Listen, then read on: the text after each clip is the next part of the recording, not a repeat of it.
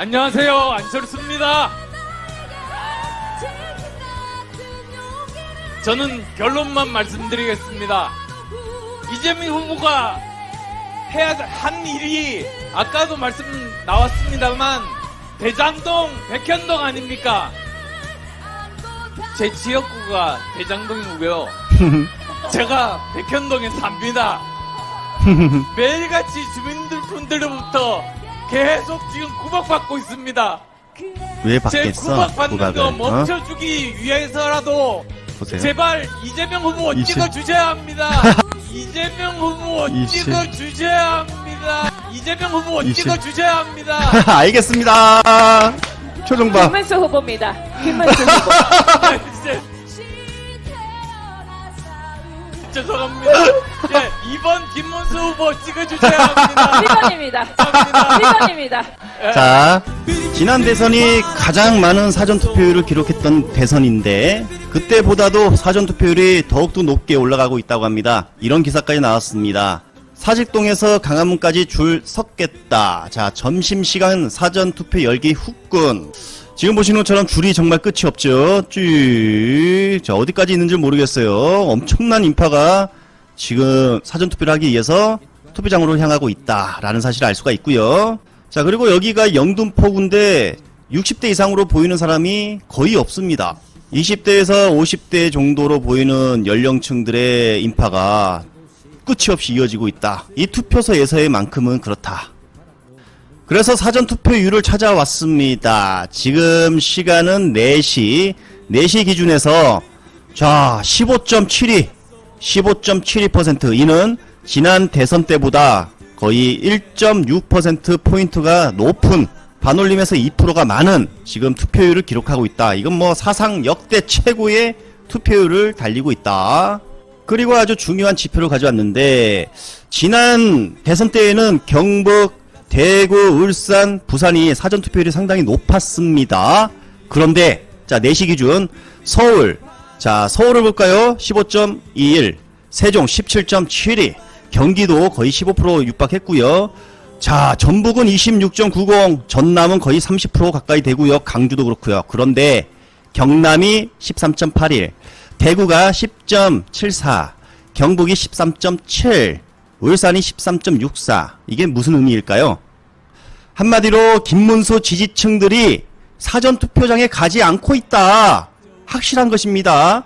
그렇다면 지금 사전투표율은 상당히 압도적인 이재명 지지자들이 가고 있다. 자, 이렇게도 해석이 될 수 있습니다.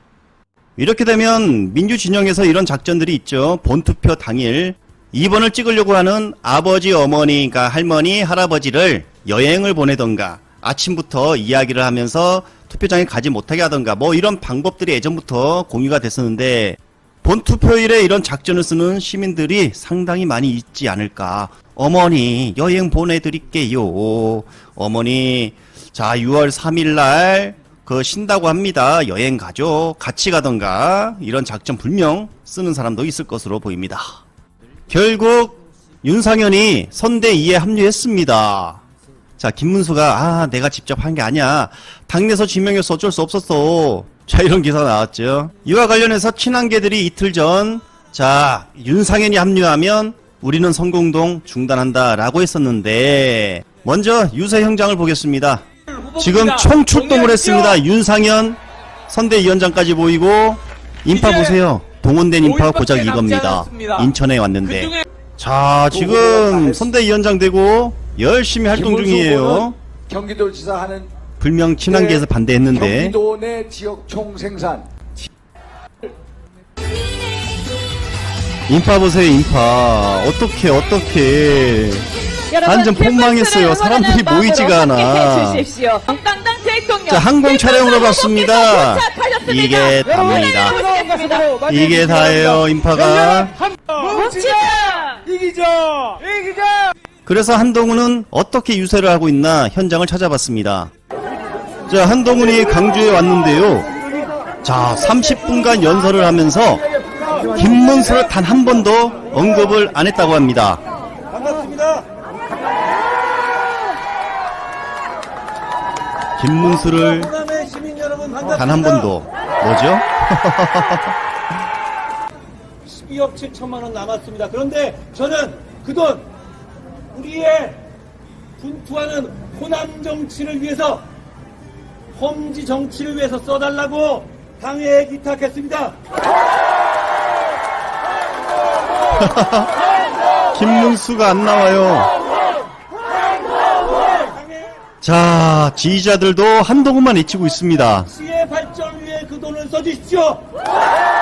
자기 자랑만 하고 있어. 이거 자기 홍보만 하고 갑니다, 지금. 한동훈이 대통령 후보 같아요.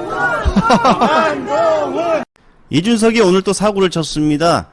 자, 사과조차도 없는 상황에서 자체 조사 해보니까 지지율에 큰 영향 없더라. 또 제2의 명태균 여론조사에다가 의뢰를 했나? 아무튼 뭐 이거 좀 문제가 있을 것 같아요. 보수 성향의 개신교계 여성단체들마저 여성 혐오 발언, 이준석 후보 사퇴하라. 드디어 나왔습니다. 개신교계에서. 지금 뭐 이준석 측에서는 진보 성향의 단체들만, 성향 갈등만 이렇게 부추겼는데 아닙니다. 보수계도 지금 열받아가지고요.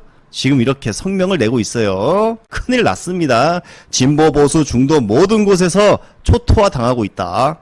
심지어 친준석계로 불리는 장성철마저 돌아섰습니다. 이것만 보더라도 이준석을 감싸는 사람은 아무도 없다. 이렇게도 해석이 되는데 들어볼까요? 오늘 아침 뭐 각종 언론 신문을 보더라도 뭐 그게 뭐가 문제냐 이런 식으로 얘기하는, 보도하는 언론사도 없더라고요. 그런데 이게 우리가 뭘 잘못했어라고 인식을 갖고 또한 그것에 대해서 잘못을 좀 지적하는 것에 대해서 좀 민형사상 대응에 법적 대응을 나서겠다라는 것이 과연 대통령 후보다운 것이냐, 좀 그런 비판도 하고 싶고요.